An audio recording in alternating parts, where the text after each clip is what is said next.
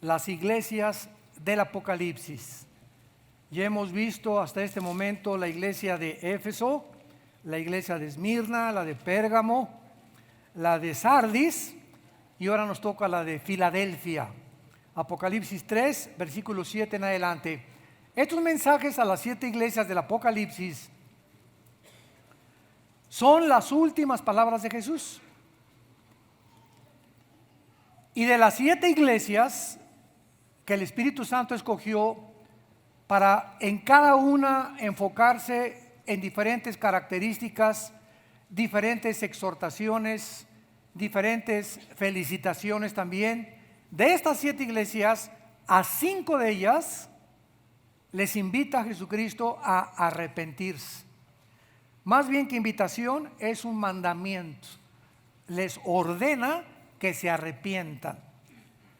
Tú podías preguntarme, bueno, cuando yo me convertí a Cristo, pues me arrepentí de mis pecados. Claro, fue el primer paso.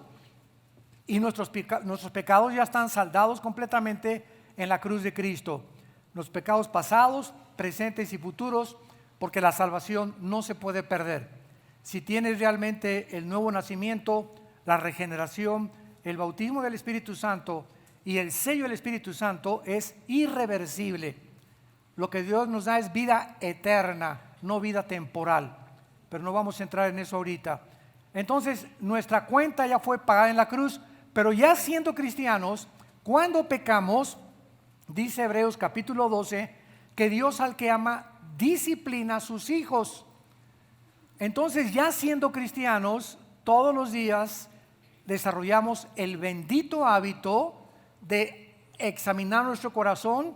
Llegar en la noche a casa, Padre Santo, hoy vi a una mujer con ojos que se me fueron, le grité a mis hijos, le quemé el chorizo a mi esposo en el sartén en el desayuno, le di un planchazo, ¿verdad?, a mi suegra.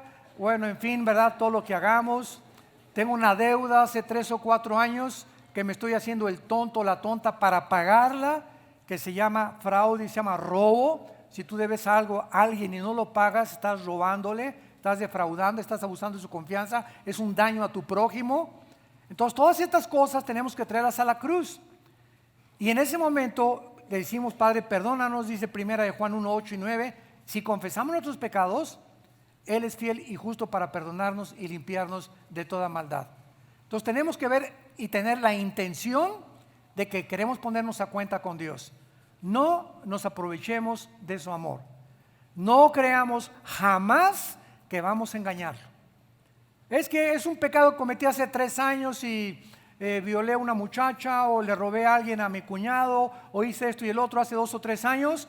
Trata de arreglar ese problema y decirle a la persona, no he tenido dinero, pero te voy a pagar 50 pesos a la semana. Pero yo no puedo quedarme con una deuda con nadie, porque no es correcto a los ojos de Dios. Igual si necesitamos pedir perdón, lo necesitamos hacer para limpiar nuestra conciencia y que la gracia de Dios continúe fluyendo a través de nuestra vida. Entonces tenemos que desarrollar el hábito del arrepentimiento, que es ir en un camino y dar una vuelta de 180 grados y caminar en sentido contrario a donde tú, tal vez cuando llegaste esta mañana a este lugar, ibas caminando. Y hay caminos de muchos de ustedes que parecen buenos, pero son camino de muerte. Necesitamos arreglar nuestras cuentas delante de la cruz. Muy bien. En esta iglesia de Filadelfia, ya vimos la primera parte ahora en la primera conferencia de la mañana. La palabra Filadelfia significa amor fraternal. Viene de filos, amor fraternal. Es el amor que le tienes a tu mamá, el amor que le tienes a tus hermanos que es diferente al amor a tu esposa y al amor a tu esposo.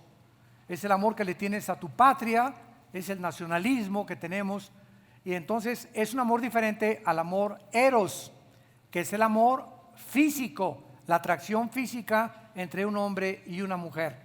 Ese es el amor a nivel animal, no que sea malo, pero si solamente prevalece la atracción física, no es de Dios.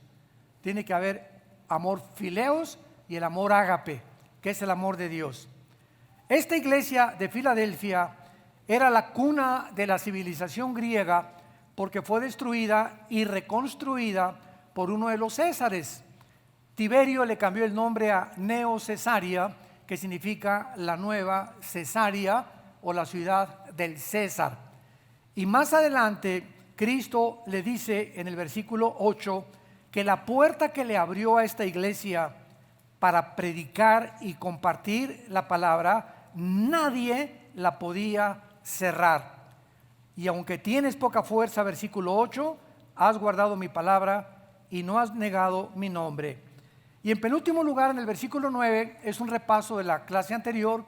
Le dice Dios a esta iglesia: he aquí, yo entrego en la sinagoga de Satanás a los que se dicen ser judíos y no lo son. ¿Somos judíos nosotros? Fíjense la pregunta que les hice, porque ahorita, gracias a Dios, que se han levantado muchas iglesias que se llaman mesiánicas, o sea, iglesias de judíos étnicos, de mamá judía y que nacieron en Israel, viven en México. Por ejemplo, aquí en México la colonia Polanco es la colonia donde más habitantes judíos hay. Casi la mayor parte de los habitantes de la colonia Polanco son judíos y hay cantidad de sinagogas en esa colonia. Entonces hay muchos de ellos que se están convirtiendo a Jesús y aceptando a Jesús como el Mesías, y se levantan iglesias que se llaman mesiánicas. Aunque son hermanos de nosotros y cristianos igual que nosotros, ellos son de origen judío étnico. Entonces hay cristianos que nacieron en Ecatepec, ¿verdad? Y en Xochimilco, y ya se dicen que son judíos, y ya se ponen la kipá y quieren tratar de vivir como viven los judíos, y esa es la trampa en la que muchos están cayendo por la ignorancia de las Escrituras. Entonces, cuando un gentil, que somos nosotros, vamos a una iglesia mesiánica, el único cuidado que tenemos que tener es que no nos judaicen. ¿Qué significa esto? Que no nos obliguen a guardar el sábado. Y si alguien te pregunta: oye, pero ¿por qué no guardas el sábado? Tú contéstale: te gano. Yo guardo el domingo, el lunes, el martes, el miércoles, el jueves, el viernes y el sábado. Te gano. El sábado fue dado físicamente a Israel para que ese día pudieran ellos, el séptimo día de la semana, dejar de trabajar y no hacer nada absolutamente para poder dedicárselo al Señor después de 6 días de labor. Cuando Cristo viene en el Nuevo Testamento, Mateo 11, 27 y 28, Jesús dice: vengan a mí para los que están cargados y trabajados, y yo soy su Shabbat. Yo los haré descansar. Entonces, cuando venimos a Cristo en el Nuevo Testamento, Él es nuestro sábado, porque al venir a Jesús descansamos ya de nuestras obras, como dice Hebreos capítulo 4. Y los apóstoles, Juan, Pedro, Pablo, etcétera, etcétera, ya cuando el Espíritu Santo vino en Pentecostés el domingo, el primer día de la semana, los apóstoles ya no volvieron a reunirse los sábados. Hechos capítulo 14, 1 Corintios 16 del 1 al 2, se juntaban ahora el primer día de la semana. Entonces el lugar de reunión del Antiguo Testamento, el sábado, en el Nuevo Testamento se cambió al domingo, porque el domingo vino Pentecostés, bajó el Espíritu Santo y Cristo resucitó el día primero, que era el domingo. Entonces ya no necesitamos guardar un solo día. Ahora todos los días para el cristiano es un Shabbat. Descansamos ya en la cruz. Entonces todos los días lo guardamos en el corazón y todos los días ya son santos para nosotros. Es como la Semana Santa, ¿no? Que la impuso la Iglesia Romana. en la Semana Santa te dicen que creo que son 30 o 40 días antes, no comas carne. Hágame el favor nada más, ¿no? Puro pescado. O sea, la cuaresma famosa. Y el Viernes Santo a las 3 de la tarde, en ese momento te hincas o tienes que ir a algún servicio religioso porque es día santo, porque es el Viernes Santo. Lunes, martes y miércoles, buena está la borrachera. Pero el viernes ya no hay tequila, ya no hay nada, porque es el Viernes Santo. Para nosotros, todos los días del año son santos. Todas las semanas son santas. Porque ya Dios nos llama santos y hemos entrado a descansar en lo que hizo Cristo en nuestro lugar en la cruz del Calvario. Toda esta información es muy importante porque cuando tú no conoces la verdad, vives esclavizado a dogmas, a ceremonias, a liturgias, a tradiciones que no tienen su origen en la Biblia. Hermano, ¿puede en Navidad poner arbolito? Personas ignorantes. O sea, yo no pongo el arbolito porque es de símbolo babilónico, etcétera, etcétera. Y los que ponen arbolito, le dice Dios desde el cielo: a ver, por favor, Arcángel Miguel, los que pongan arbolito, ponles tacha. Y los que no pusieron, ponles una palomita. Dios, imagínense que se esté fijando en esas tonterías. Entonces, si tú no quieres poner arbolito, Romanos 14, no lo pongas. Estás convencido que no lo pongas. No juzgues a los que lo ponen. Y los que lo ponen no están cometiendo pecado, porque hay unos que no lo ponen y tienen cara de pasada por agua, amargados. Y hay unos que lo ponen jingle bells, noche de paz, contentos. Y es lo que Dios ve, la condición del corazón. No si pones árbol o no pones árbol. Tenemos que crecer y madurar y en eso. Oye, ¿es pecado ponerse pantalón de las mujeres? ¿Es pecado tatuarse? Mira, si eres gordo, no te atrevas a juzgar a alguien que trae un tatuaje. ¿Por qué, hermano? La Biblia dice en 1 Corintios 6, 19 y 20: vuestros cuerpos es el templo del Espíritu Santo. Mira nada más la grasa que te sobra. ¿Quién peca más? ¿El que se puso un dibujo en el cuerpo o el que se aprovecha de los alimentos? Estamos juzgando sin darnos cuenta que al decir un dedo y apuntar, nos apuntan 3 para atrás. Tengamos cuidado cuando pongamos el dedo sobre alguien. Él puso arbolito en Navidad. Mira, hermana, los pantalones que trae. Y mira, esto no debería de ser. Y el tatuaje que tiene esa persona. Y no estamos analizando primero nuestra condición delante de Dios. Y el reino de Dios, Romanos 14, no consiste en que si tomas vino o no tomas vino. En que si te vistes de esta manera no te vistes de esta manera. Que si te pones un tatuaje no te lo pones. Consiste en gozo y paz en el Espíritu Santo. Dios ve si en tu corazón estás en paz con Él, estás en paz con tu prójimo, estás contento con vivir, estás gozoso de todos los días, estás agradecido con Él, y deja a todos los demás. No juzgues. Eso es lo que Dios ve. No si pones árbol o no pones árbol, si te vistes así no te pones así, si te pones cola de caballo no te pones cola de caballo. Por el amor de Dios, tenemos que crecer santos de Dios. Ya tiene la iglesia que madurar y entender qué es el cristianismo verdadero. Bueno, vamos pues ahora al versículo 10, que es donde nos vamos a concentrar y que es muy interesante y bastante profundo, porque nos va a revelar e iluminar verdades escondidas tanto en el Antiguo como en el Nuevo Testamento. Dios le dice y le promete a la iglesia de Filadelfia, Apocalipsis 3:10: por cuanto has guardado la palabra de mi paciencia, yo también te guardaré de la hora de la prueba que ha de venir sobre el mundo entero, para probar a los que moran sobre la tierra. Esta hora de la prueba se encuentra en toda la Biblia, porque ha habido en toda la Biblia, ¿verdad?, el diluvio, Sodoma y Gomorra, tribulaciones, guerras, etcétera, etcétera, donde el pueblo de Dios ha atravesado muchas pruebas y circunstancias. Pero esta hora de la prueba que ha de venir, Cristo la definió en Mateo 24 como una tribulación como nunca antes en toda la historia desde Adán y Eva había sucedido en el mundo.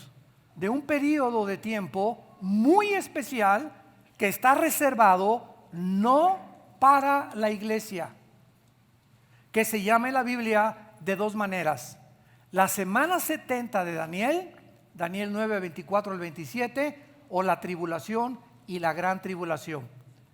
En esta área hay mucho debate escatológico entre unos que son pre-tribulacionistas, post-tribulacionistas o mid-tribulacionistas.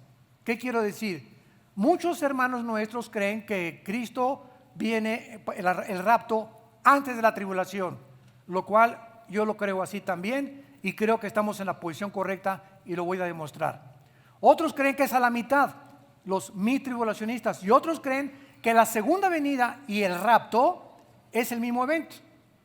Yo, antes de que pudiera ya afirmarme completamente en que la iglesia no va a atravesar la tribulación, creía que era a la mitad, porque me enseñaron: Cristo viene para librarnos de la ira.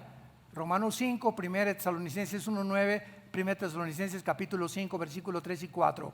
Entonces, cuando comencé a analizar, yo dije: no, es que nos va a rescatar de la ira. Los primeros 3 años y medio son para que el anticristo, a través de la propaganda que el falso profeta o el líder religioso lo va a impulsar en el mundo, y va a hacer creer al mundo, el falso profeta, que el anticristo es el Mesías esperado, el que va a resolver los problemas y el que va a obligar que la gente se marque con el 666.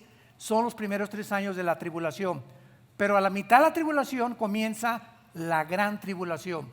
Entonces yo creía que a la mitad Cristo vendría en el rapto, pero nunca creí que la segunda venida y el rapto eran lo mismo, porque es imposible sostenerlo teológicamente. Muy bien, veamos nosotros algunos ejemplos. En toda la Biblia, cuando Dios ha castigado al mundo con plagas enormes, donde ha habido cataclismos tremendos, Dios siempre ha apartado a sus santos, a los cristianos, de los juicios que Él ha mandado en el mundo. El primero, el diluvio universal. Génesis 18. Abraham, ven para acá. Te voy a comunicar una verdad, porque Dios no hace nada sin darlo a conocer a sus profetas. Te voy a conocer, Abraham, que voy a destruir el mundo. Sodoma y Gomorra, perdón. Pero primero con Noé. Voy a destruir todo un diluvio universal, y no va a haber nada que se salve más que tú, tu esposa, tus 3 hijos y tus 3 nueras. 8 personas fueron salvadas del diluvio universal. Viene después los Sodoma y Gomorra, Apocalipsis, Génesis 19 y 18. Abraham, ven para acá. Quiero decirte que tú eres un profeta, y yo sé que tú estás orando por tu familia, dando buen testimonio a tu familia. Voy a destruir Sodoma y Gomorra. Ve y busca justos para no condenar y que no mueran junto con los sodomitas. Todos conocemos la historia, Génesis 19, que Lot no encontró a nadie y pudo sacar a sus 2 hijas, porque la esposa de Lot, cuando iba saliendo, se voltea. Dios les prohibió que voltearan y se convirtió en estatua de sal. Y en Lucas dice la Biblia: acuérdense de la mujer de Lot, porque así será la venida de Jesucristo. ¿Qué nos quería Dios hacer conocer o hacer saber para recordar a la mujer de Lot? ¿Por qué tenemos que recordar a la mujer de Lot como un ejemplo de lo que va a suceder antes de que Él venga? Porque en Mateo 5 Jesús dijo que somos la sal de la tierra, y que cuando la sal pierde su sabor, ya no servimos para nada. ¿Por qué se le pone sal a la carne? Para que no se eche a perder. Cuando salas algo, dura más tiempo, evita la corrupción. Nosotros los cristianos, con nuestro testimonio, estamos impidiendo, ahora que viene el transgénero y las leyes homosexuales, y que la educación es del Estado, etcétera, etcétera. ¿Quién es la voz en la sociedad que le dice al gobierno, con respeto y con mansedumbre: esto no es moral? Esto Dios lo condena en la Biblia. Ustedes tienen que cambiar de opinión. Vamos a dar nuestra opinión biológica, química, teológicamente, pero esto es una agresión a la personalidad a la identidad, a la familia y al matrimonio. ¿Quién lo va a hacer si no somos nosotros? Y como dice el dicho, los malos triunfan porque los buenos no hacen nada. Entonces, si tú no levantas la voz y tú no vas a conocer lo que a Dios no le parece, eres un cobarde. Apocalipsis 21:8. Los que encabezan la lista al lago de fuego no son los borrachos, parranderos y jugadores, son los cobardes. Léelo, Apocalipsis 21:8. Están en primer lugar, los cobardes encabezan la lista. Yo me preguntaba, pero ¿por qué los cobardes? Porque es el peor de los pecados, la cobardía de no decir lo que tú tienes que decir, porque te haces cómplice de la maldad. Como dicen en mi rancho, tanto peca el que mata a la vaca como el que estira la pata.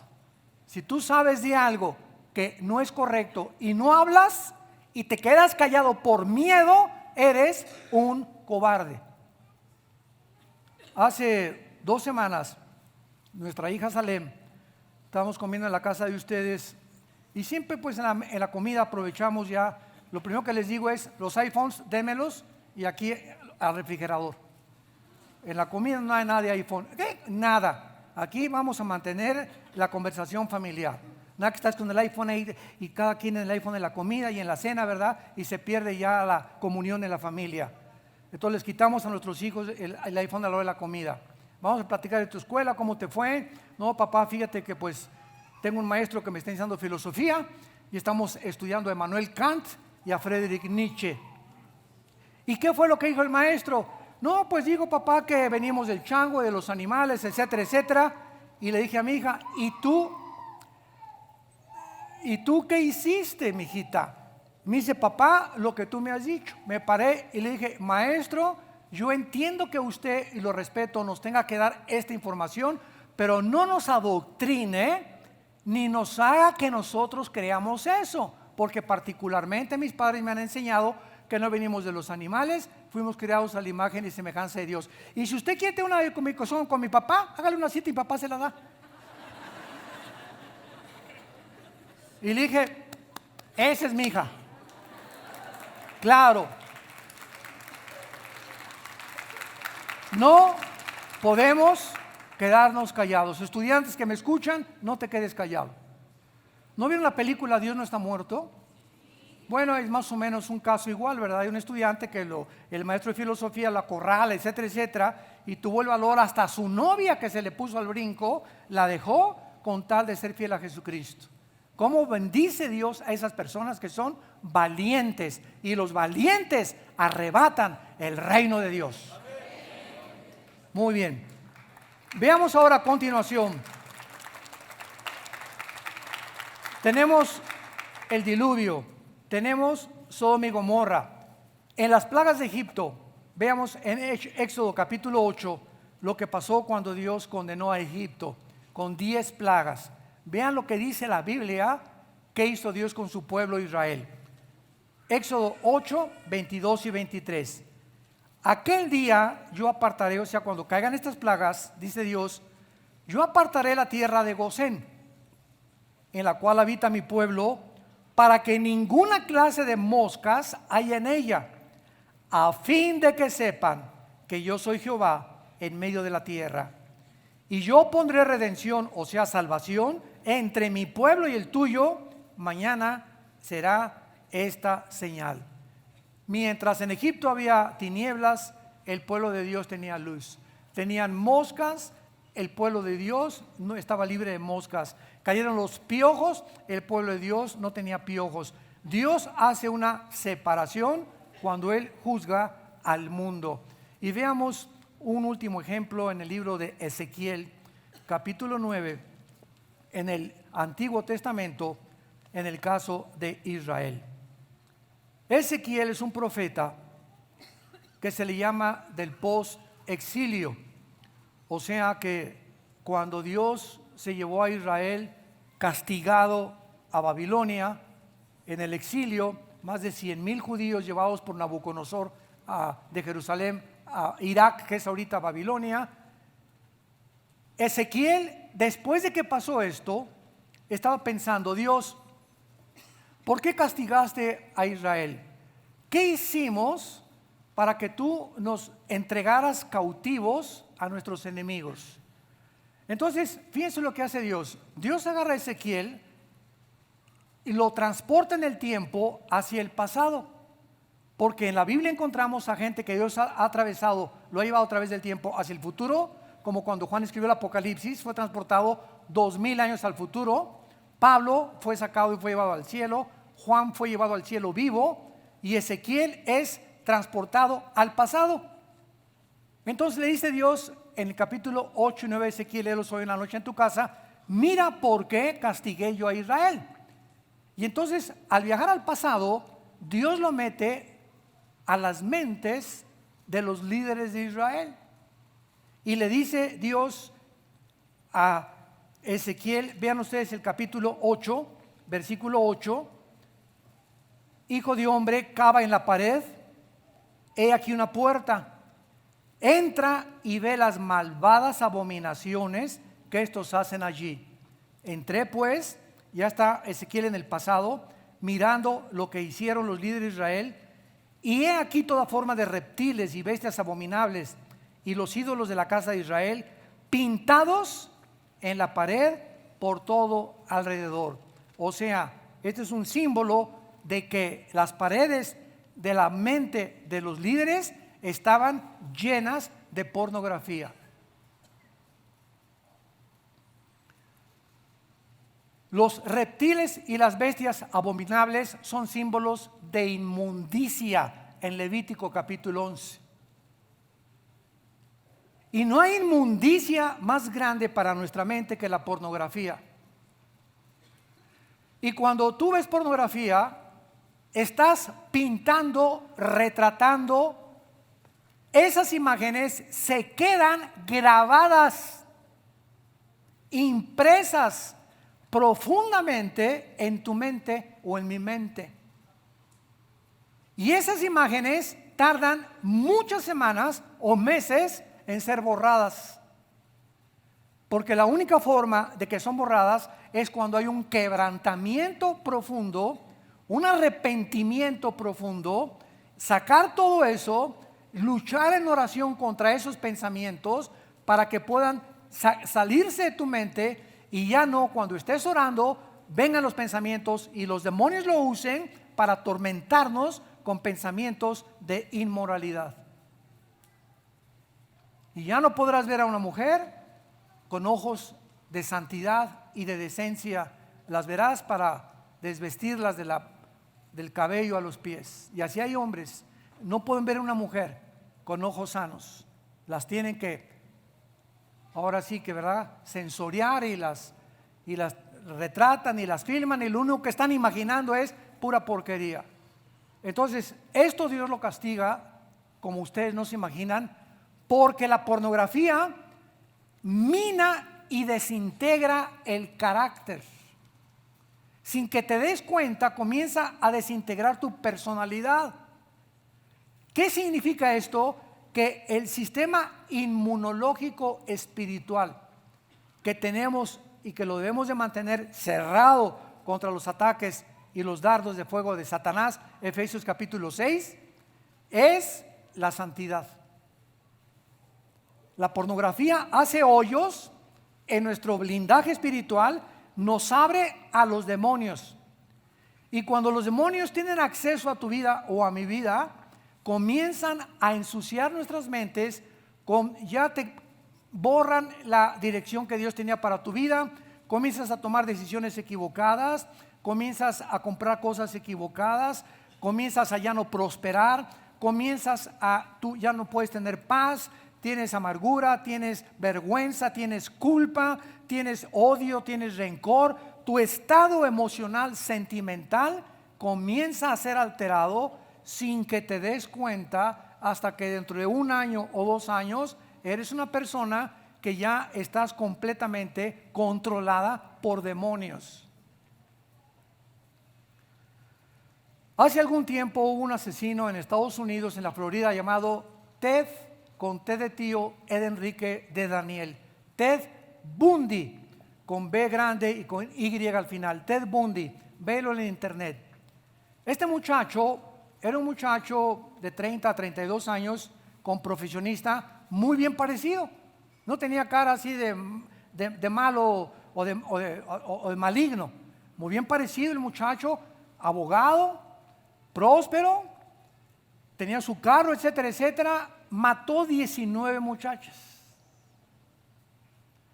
Total que lo condenaron a la cama de gases en Florida, porque en Florida hay pena de muerte. Y cuando estaba en la cárcel, el día anterior a que lo inyectaran, ya creo que lo inyectaron o fue a la cámara de gases, no me acuerdo muy bien, fue a visitarlo James Dobson, que es un psicólogo cristiano que todavía vive, ya tiene como casi 90 años, una mente impresionante en la psicología cristiana.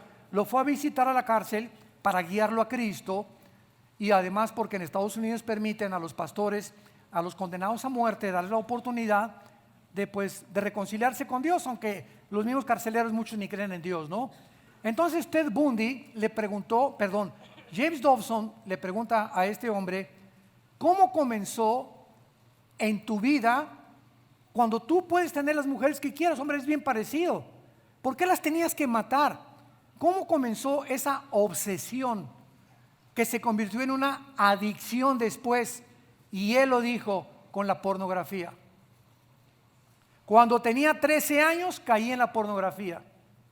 Y me acuerdo que íbamos a la iglesia y muchas veces oí mensajes del pastor que debía, insistí, y llegó un momento en que yo veía una mujer y se lo dijo al doctor Dobson: yo no era yo, era una fuerza extraña que me cegaba completamente, y decía: yo esa mujer la tengo que tener, y como no la podía tener así, la tenía que matar a cuchilladas. 19 muchachas menores de 23 años las asesinó, y todo comenzó con la pornografía. Es a donde lleva estos vicios impresionantes. Bueno, los líderes de Israel cayeron en eso, y dice la Biblia en el capítulo 9 de Ezequiel, el juicio, que es a lo que vamos, versículo 4.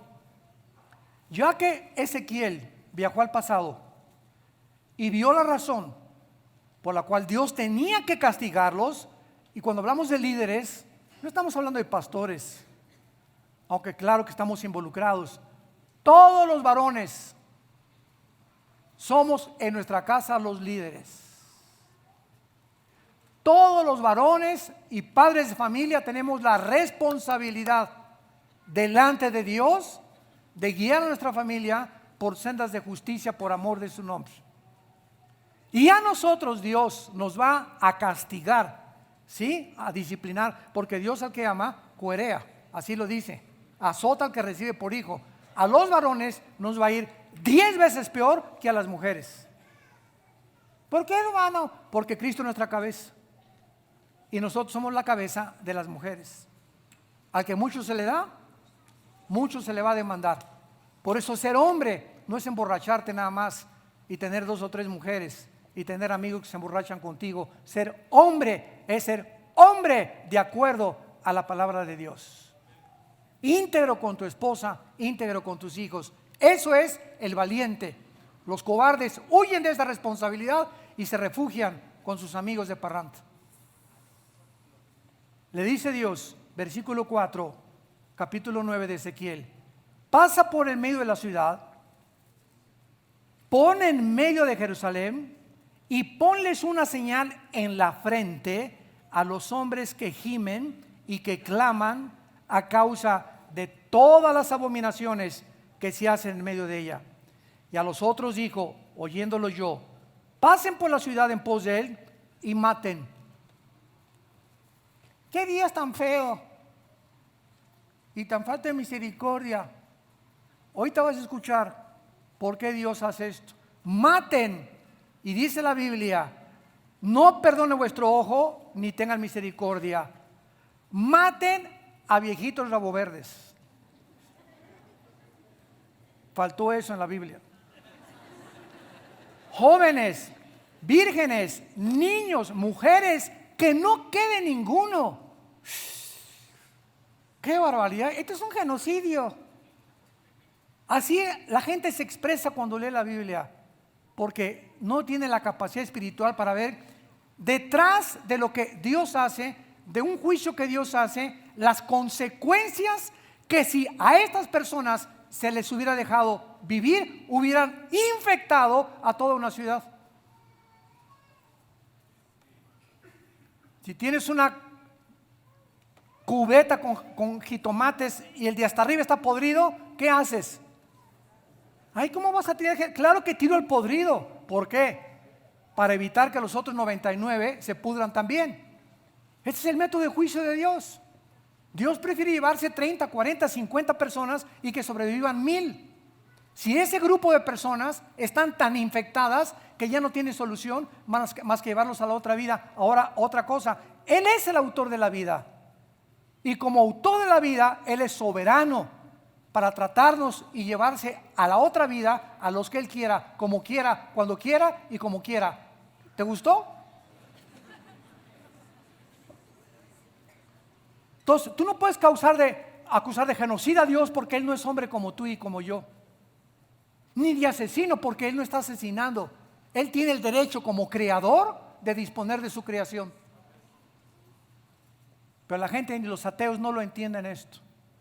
Vemos nosotros que los únicos que Dios salvó es a los que estaban marcados con la señal, porque esta palabra en el hebreo es una cruz. Qué interesante, ¿verdad? Y cuando venga Dios ahora con las tribulaciones y con los que vienen del mundo, los que estamos marcados y sellados por el Espíritu Santo, Efesios 1, 13 y 14, no vamos a pasar la tribulación. Y créame lo que los cascos del Apocalipsis ya se escuchan en el cielo. Y ahorita ya en Suecia existe la marca en la piel, y en Noruega y en los países escandinavos. Ahí está un video circulando ahorita por todas las redes que es viral, cómo se están metiendo ya el chip para poder comprar, vender, aunque no es el del anticristo, es el terreno que está preparando cuando el anticristo surja. La tecnología ya existe en nuestro mundo actual. Lo que hace 2000 años la Biblia profetizó, que la economía sería controlada por un hombre llamado el anticristo, cuando ni los chips ni las computadoras existían. Entonces vemos nosotros, ¿verdad?, que la promesa del Señor es que los que confían verdaderamente en Cristo, en la iglesia, regresamos a Filadelfia, Apocalipsis 3, y han hecho su voluntad, quedarán por completo fuera de la hora de la prueba, cuyo objetivo es probar a los moradores de la tierra. Ahora, muy bien, esta hora de la prueba se refiere sin duda alguna a la semana 70 de Daniel. Y ya con eso despejamos todas las incógnitas y todas las dudas de cuándo será la tribulación. No sé cuántos de ustedes sepan que hace 2600 años, para que no lo saben, hace 2600 años, en el libro de Daniel capítulo 9, se le aparece un ángel a Daniel y le dice a Daniel: Daniel, quiero decirte que Dios no ha acabado con Israel, porque en el tiempo de Daniel, él se puso a orar y descubrió que Jeremías se encontraba la profecía que a los 70 años de estar en Babilonia, Dios los iba a regresar a Jerusalén. Entonces Daniel dijo: pero si ya estamos, falta una semana, 2 semanas para que se cumplan los 70 años de cautividad. Entonces capítulo 9 de Daniel y 10 se pone a orar a Daniel y manda un ángel Dios con la respuesta a Daniel, porque Daniel le dijo: Señor, ¿qué va a hacer con tu pueblo Israel ahora? ¿Qué vamos a hacer? Ahí viene el ángel en el cielo, se le atraviesa un principado satánico, hay una guerra ahí casi de 2 semanas, hasta que por fin el ángel de Dios baja y le dice a Daniel: Daniel, escribe lo que te voy a decir. Israel tiene 490 años todavía en el programa de Dios, y esta cantidad se la da con 2 cifras: 70 años de años. Israel tenía semanas de días, semanas de meses y semanas de años. Israel. Entonces le dice: 70 años o 70 días están destinadas para Israel. 7 por 7, 49, 490 años. ¿Cómo lo sabemos? Porque cuando comience la orden de que se reconstruya Jerusalén, síganme con mucho cuidado, hasta el Mesías habrá 483 años. Y esto es cronológica y matemáticamente estudiado por físicos, astrónomos, personas expertas en las matemáticas, que son exactamente desde cuando se reconstruyó Jerusalén, Nehemías capítulo 2, versículo 2 y 3, con el rey Ciro de Persia que dio la orden de reconstruir Jerusalén, hasta el Mesías, 483 años. Cuando Cristo entra en Jerusalén, el domingo de Ramos, ahí se cumplen los 483 años.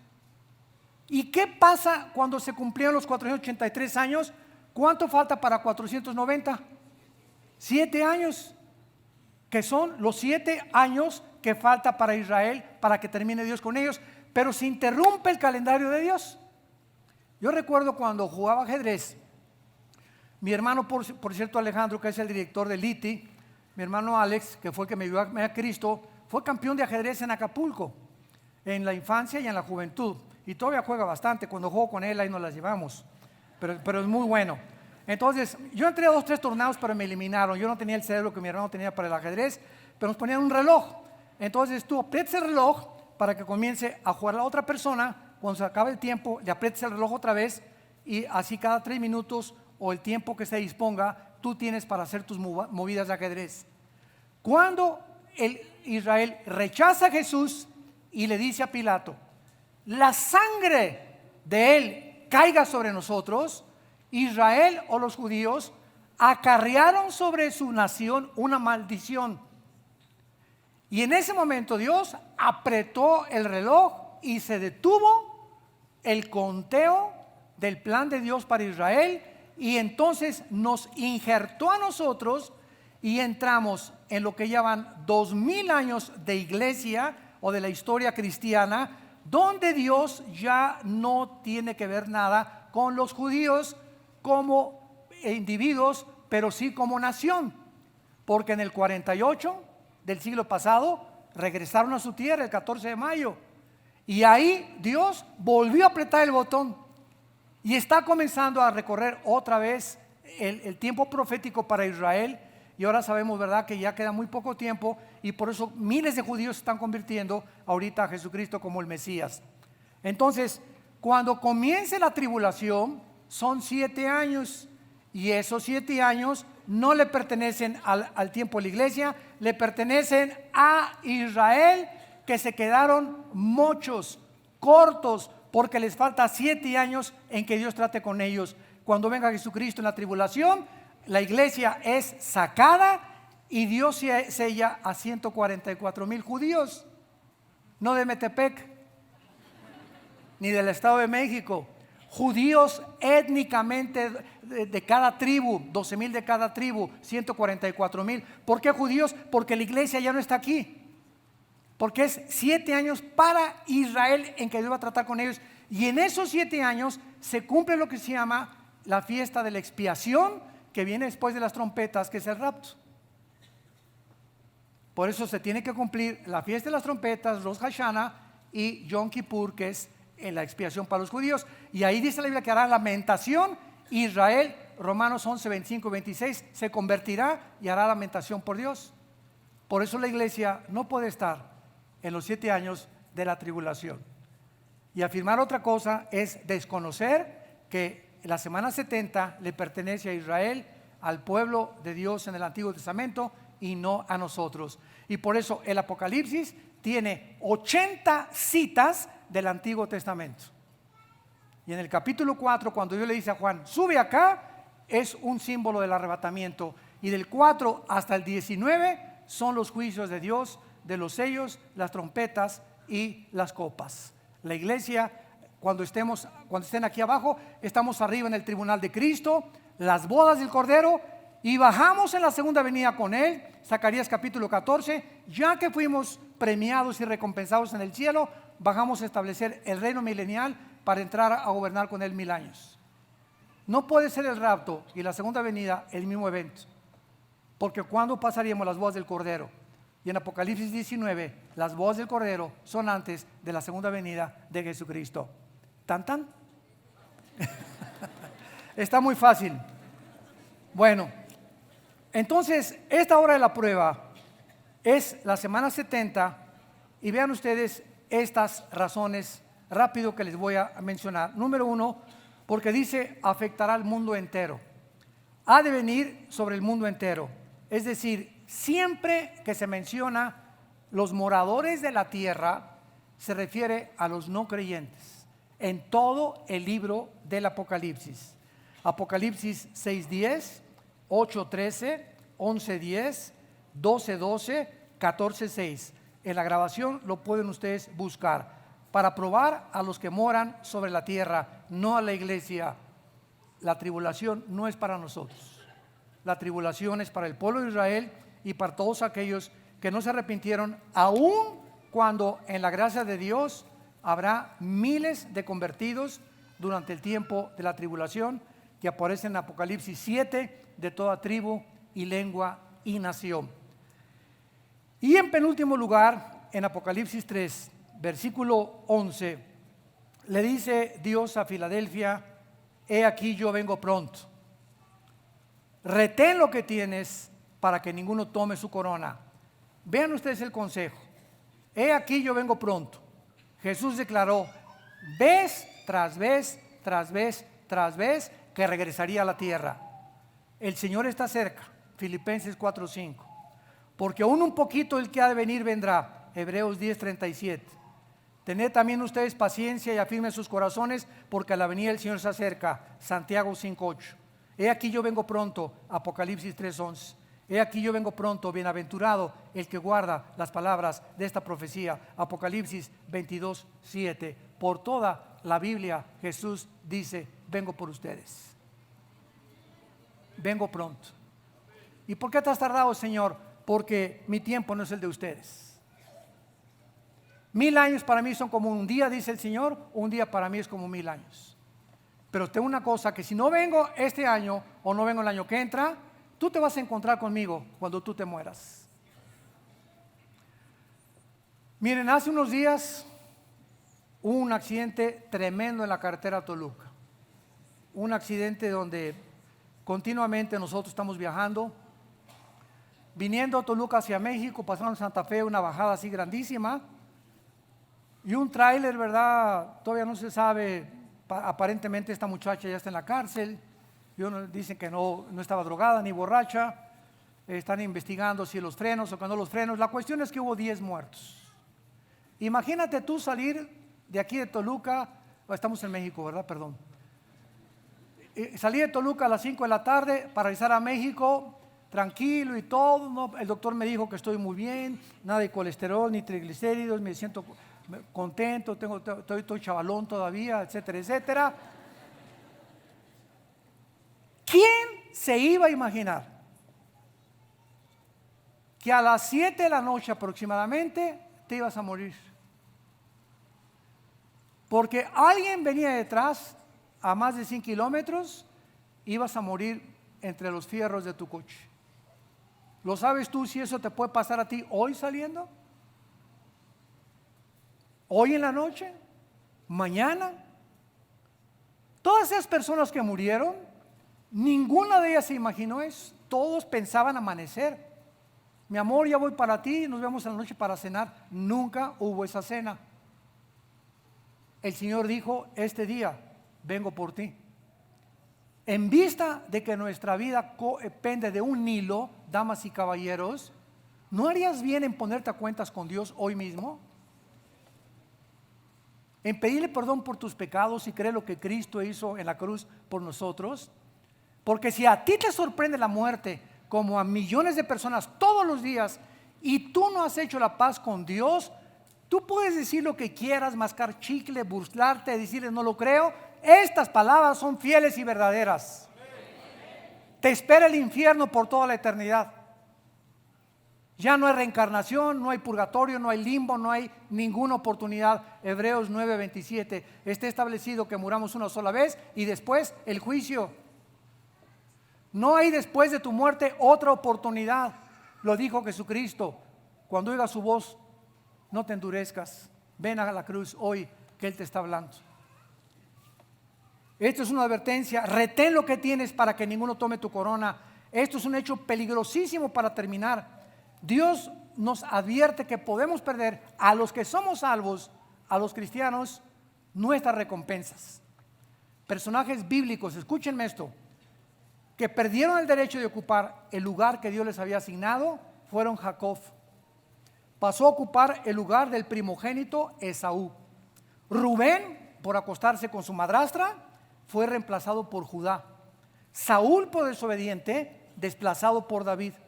Judas, reemplazado por Matías. Y los judíos reemplazados temporalmente por nosotros, la iglesia de Cristo. No es como comienzas, sino como terminas, lo que vale delante de Dios. ¿Cuántos cristianos 10 años iban a la iglesia y todo, algo les pasó a la mitad de su vida, que se apartaron del Señor, apostataron? Y tal vez muchos eran salvos, otros no. Pero los que son, Dios o se los lleva a casa antes de tiempo, o si no se los lleva, es porque nunca fueron salvados. Les ha pasado lo que al vómito que tiene el perro. Segunda de Pedro 2:24.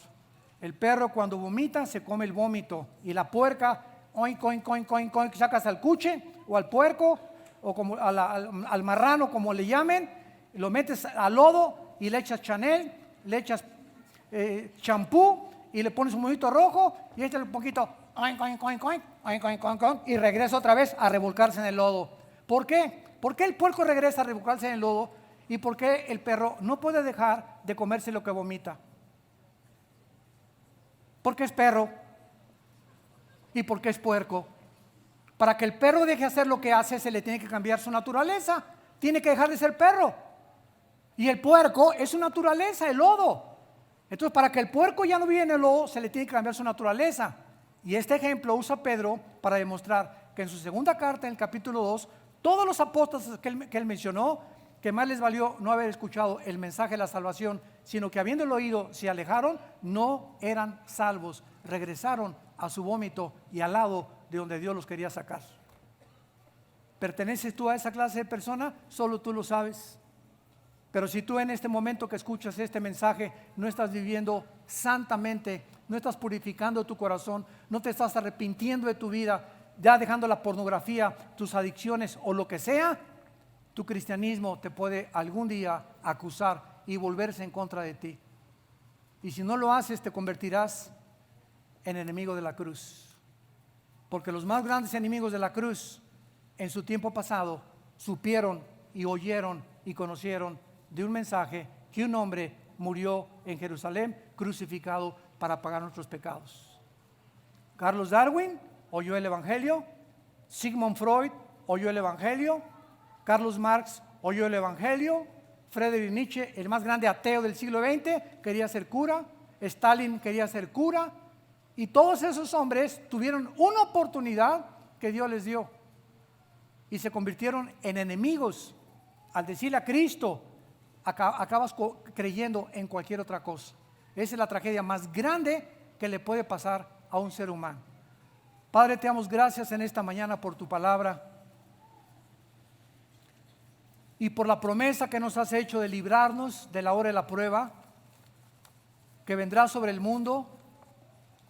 Tal vez el mes que entra, un año, no sabemos, pero lo que sí sabemos es que hemos entrado al principio de dolores.